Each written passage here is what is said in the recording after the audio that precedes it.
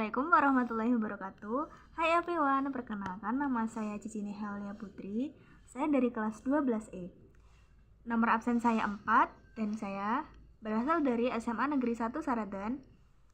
Tahun pembelajaran 2025-2026. Di sini saya akan menjelaskan materi bab 1 kimia, yaitu tentang sifat koligatif larutan. Langsung saja, berikut penjelasannya. Nah, ini dia everyone. Materi bab 1, sifat koligatif larutan. Sifat koligatif larutan itu apa sih teman-teman?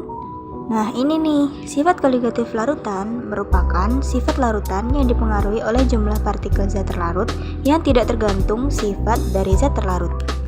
Jumlah partikel zat terlarut dalam suatu larutan secara kuantitatif dinyatakan dalam berbagai satuan konsentrasi, misalnya persen, fraksi mol, molaritas, atau molalitas. Sifat-sifat yang termasuk sifat koligatif larutan adalah penurunan tekanan uap dilambangkan dengan delta P, kenaikan titik didih dilambangkan dengan delta Tb, penurunan titik beku dilambangkan dengan delta Tf, dan tekanan osmotik dilambangkan dengan Pi.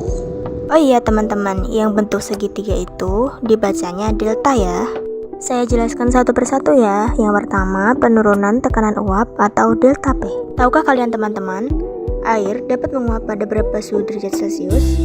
Air dapat menguap pada suhu 0 derajat Celcius. Bahkan pada min 20 derajat Celcius pun air dapat menguap. Zat cair cenderung mengalami penguapan adalah proses perubahan wujud cair menjadi gas.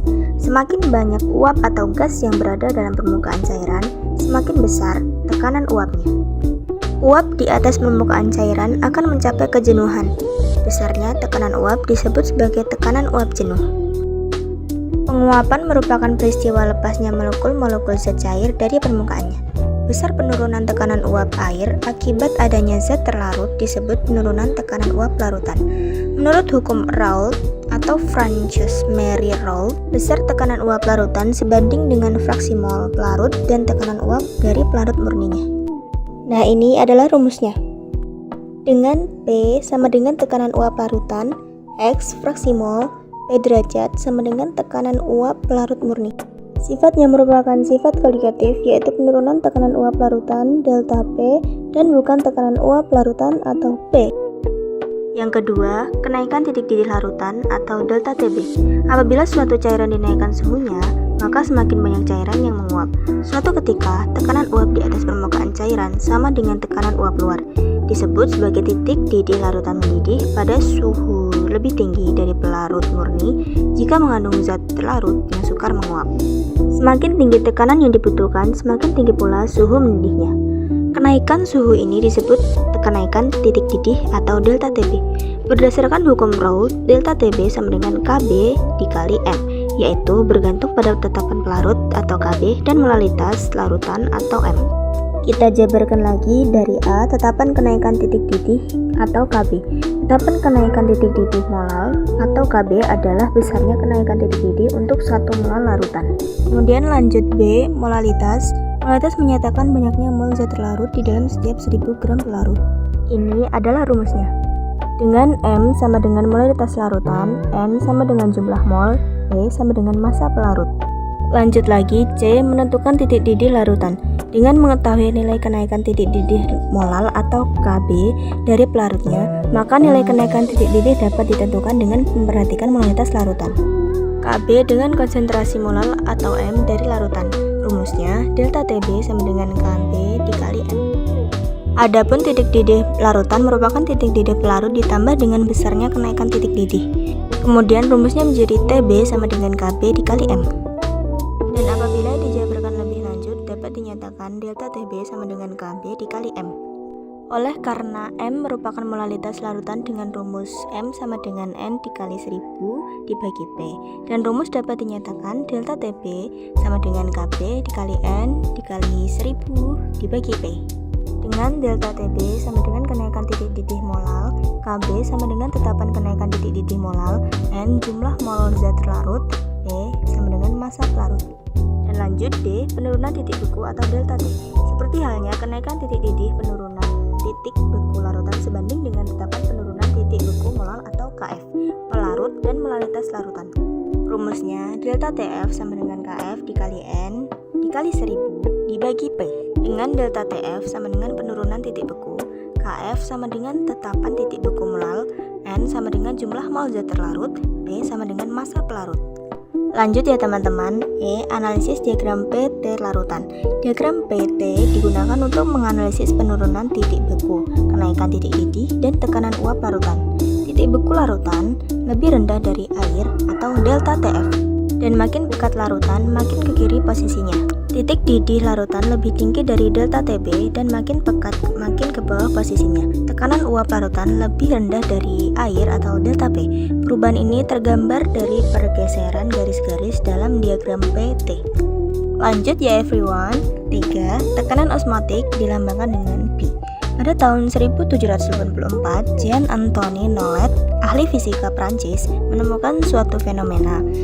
Jika suatu wadah yang terbuat dari kandung kemih hewan tertentu diisi alkohol kemudian dimasukkan ke dalam air, maka wadah tersebut akan menggelembung. Peristiwa bergeraknya partikel, molekul atau ion melalui dinding semi-permeable disebut osmosis. Besar tekanan osmotik diukur dengan alat osmometer dengan memberikan beban pada kenaikan permukaan larutan sehingga menjadi sejajar pada permukaan sebelumnya. Jika tekanan osmotik larutan dilambangkan dengan P, dari persamaan tersebut akan diperoleh persamaan berikut, yaitu P sama dengan N dikali R dikali T dibagi V.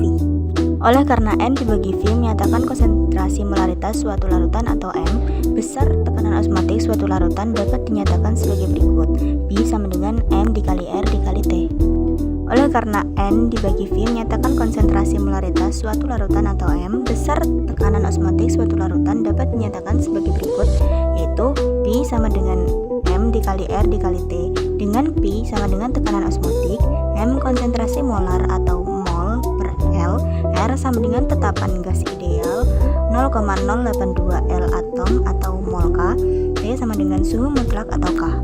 Jika terdapat dua larutan yang berbeda tetapi mempunyai tekanan osmotik yang sama merupakan larutan yang isotonik. Larutan yang punya tekanan osmotik lebih tinggi daripada larutan yang lain disebut dengan hipertonis. Larutan yang punya tekanan osmotik lebih rendah daripada larutan yang lain disebut hipotonis. Setelah sifat koligatif larutan, ada B, sifat koligatif larutan elektrolit. Di dalam larutan elektrolit, zat terlarut terionisasi menjadi ion positif dan ion negatif. Akibatnya, dalam konsentrasi yang sama, larutan elektrolit akan mengandung partikel yang lebih banyak daripada larutan non-elektrolit. Larutan elektrolit menghasilkan lebih banyak partikel karena terionisasi sehingga sifat koligatifnya lebih besar dari non-elektrolit.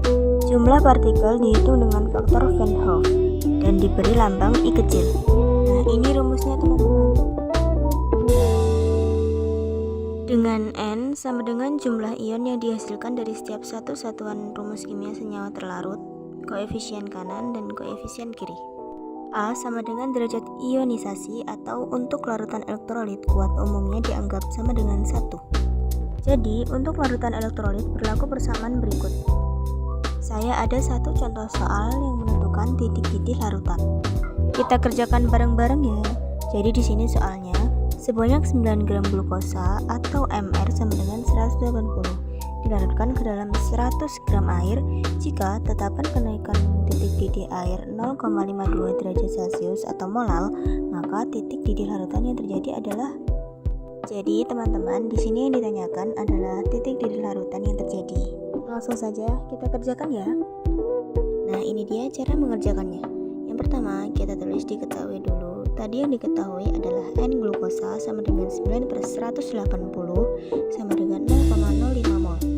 Terus P sama dengan 100 gram, Kb sama dengan 0,52 derajat Celcius per meter. Kemudian kita jawab menggunakan rumusnya, dan ini dia hasilnya.